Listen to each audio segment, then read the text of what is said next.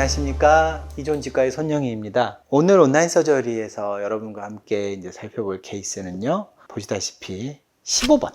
예, 지금 좀 광범위하게 골소실이 와 있는 환자고요. 사이너스를 보니 뭔가 멤브레인이 비우된 것 같기도 하고 아니면은 뭔가 패솔로지가 있는 것 같기도 하고 이런 상황이신 환자분이시고요.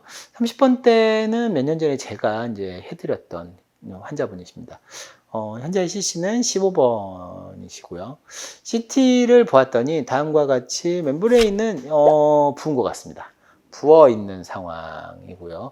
원인은 자 보시다시피 15번이 맞는 것 같습니다. 여기 보시면 이로전이 에이펙스 부분에 사이너스 플로어가 약간 뚫려 있을 수도 있다 라는 생각을 하게 해주는 이제 CT가 되겠습니다.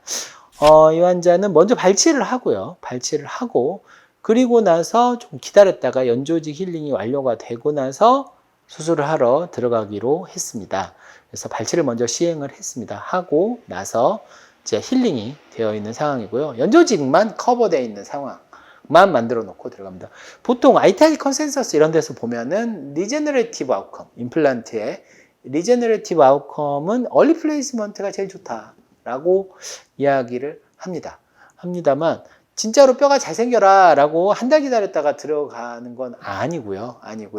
이 환자 같은 경우에는 발치를 하고 바로 즉시 식립은 아무리 생각해도 무리가 따를 걸로 예상이 돼서 연조직만이라도 조금 낮게 만든 다음에 들어가자라는 마음으로 기다렸고요. 한 4주 정도 기다렸다가 들어갔습니다.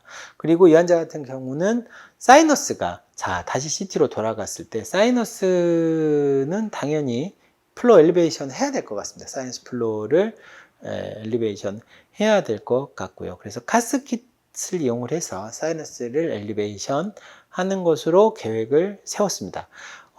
그리고 사이너스 내부의 멤브레인이나 이런 것들이 좋아 보이는 상황은 절대 아니죠. 절대 아닙니다. 그래서 여기다가 그라프트 머티리얼을 쓸 건지 안 쓸 건지는 이제 그때 봐서 결정하는 걸로 계획을 세웠고요. 우리가 이런 사이너스를 보았을 때 생각할 수 있는 거는 사이너스가 전형적인 이 슬롭드 사이너스죠. 경사가진 사이너스이기 때문에 사이너스 오프닝 포인트와 이 풀 오프닝 포인트가 다릅니다. 그래서 더 전진을 해야 돼서 사이너스 멤브레인을 디태치 시킨 후에는 조금 더 드릴링을 해야 임플란트 식립을 할 때 여기 코티칼에 걸려가지고 임플란트의 각도가 변한다든가 뭐 이런 걸 조금 피할 수 있지 않을까라고 술전에 우리가 생각을 해볼 수가 있겠고요. 이런 경우에는 보시다시피 4번하고 6번 자리 사이에 공간이 조금 많이 남아 있습니다. 많이 남아 있어서 그리고 보코팔라탈로도 디멘전이 나쁘진 않습니다. 그래서 되도록이면 조금 두꺼운 거 그리고 초기 고정을 얻을 수 있는 부분이 제한적이기 때문에 초기 고정을 조금 더 잘 얻을 수 있는 테이퍼가 큰 임플란트를 쓰는 게 조금 유리하겠다 라고 생각을 해서 이 케이스에서는 저는 거의 대부분의 경우에는 TS3 임플란트를 씁니다만 여기서는 TS4 임플란트를 사용하는 것으로 계획을 세웠습니다. 술전에 구강내고요. 자, 그러면 수술 동영상 같이 보고 오시겠습니다.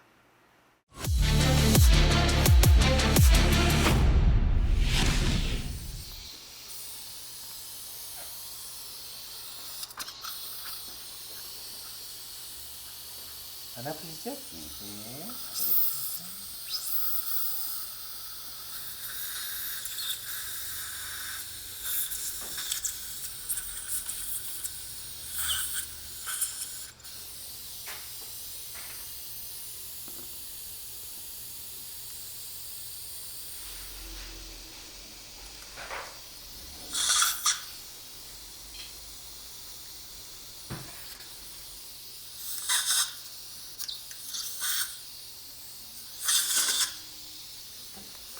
알겠죠? 보시면 안 돼요. 아, 맞아요.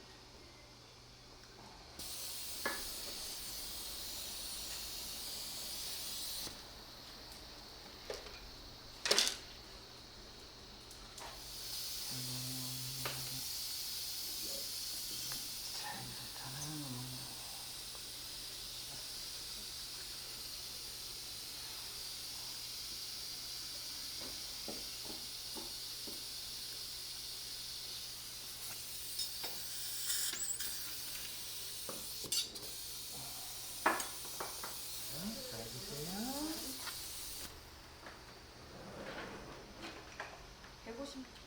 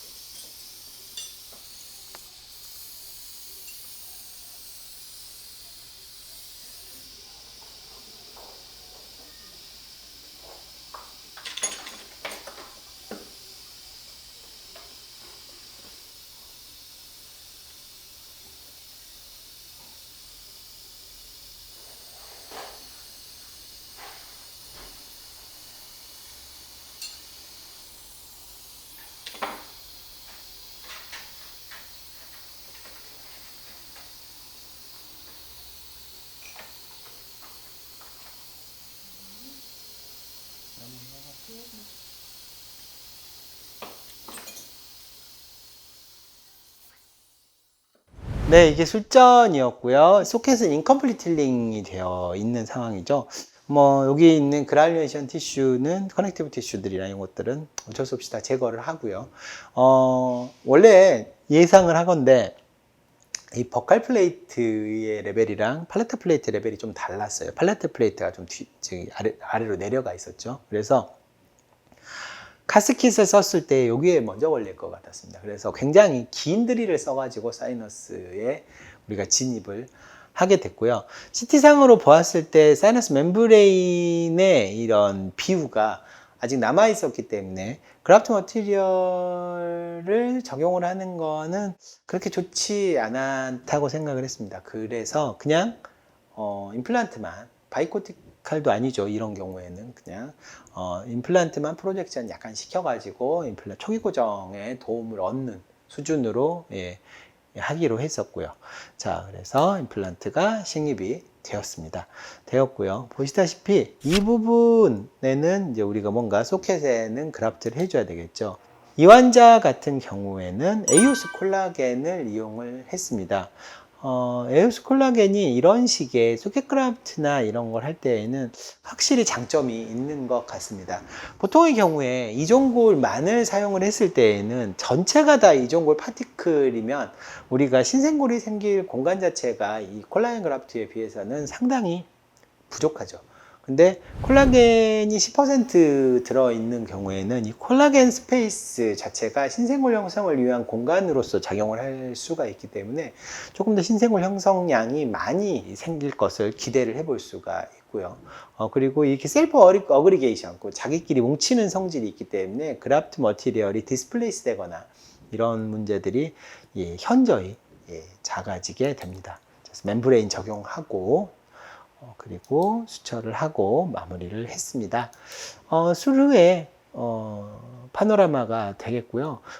다음과 같이 사이너스 내부로 임플란트가 프로젝션 되어 있는 것을 확인할 수가 있습니다. TS4 5의 8.5mm 임플란트를 식립을 했습니다. CT상으로 봤을 때 이렇게 사이너스 내부로 약간 프로젝션 된 상황을 볼 수가 있고요. 대개의 경우에는 사이너스를 제가 크리스탈 어프로치를 했을 때에는 아주 특별한 상황이 아니면 그라프트를 잘 하진 않습니다. 이렇게 수술을 마무리를 했고, 이런 환자 같은 경우에는 최소 4개월 이후에 ISQ 밸류 확인하고, 그리고 저는 보철에 들어가는 것을 원칙으로 하고 있습니다. 개인차가 꽤 많이 심한 것 같아요. 그래서 남자 환자들 같은 경우에는 조금 더 빨리 고라가 되고, 여자 환자분들 같은 경우에는 조금 더 천천히 고라되는 것 같다는 걸 그냥 느낌적으로만 느끼고 있는데요. 이 환자도 4개월은 기다려야 되지 않을까라고 생각을 합니다. 자, 오늘 수술은 여기까지였고요. 다음 시간에 뵙도록 하겠습니다. 감사합니다.